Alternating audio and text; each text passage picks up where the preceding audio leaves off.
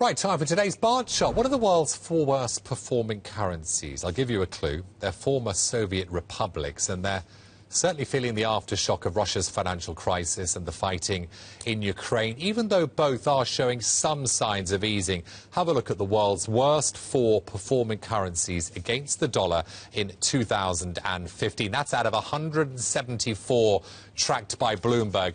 Top one, the Ukrainian hryvnia, down by 27% against the US dollar, and it's actually recovered in recent weeks. Number two, the Belarusian ruble, down by 27% against the US dollar in 2015. Number three, the Azerbaijani mana. It's not every day we get to talk about these currencies. 25% lower against the US dollar in 2015. And lastly, the best performing out of the four, but still with a drop of 16%, is the Moldovan leu. All currencies, of course, are linked to the ruble's slump against the dollar last year. It fell by 46% against the dollar last year.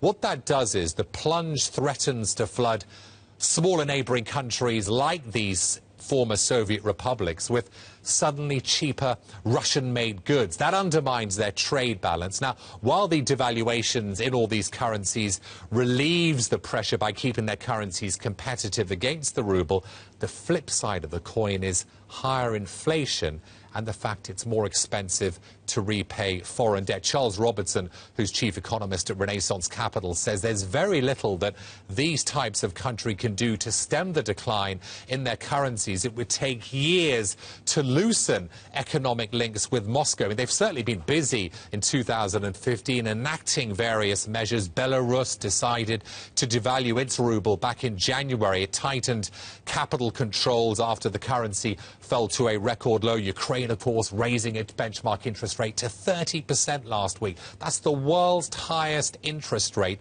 That's after the hryvnia tumbled to a record low in February. Georgia, Armenia, they've also raised interest rates to little effect. The currency to watch, I've mentioned it, I'll mention it again, is the ruble, because all these currencies are very much linked to the ruble. It's rebounded 11% since the end of January. Now, the central bank could be setting the currency up for further losses by reversing courses after last year's interest rate increases. You'll remember in December, the Russian central bank surprised the market, raising interest rates to 17% in one day. But it cut rates again, surprising the markets once again in February.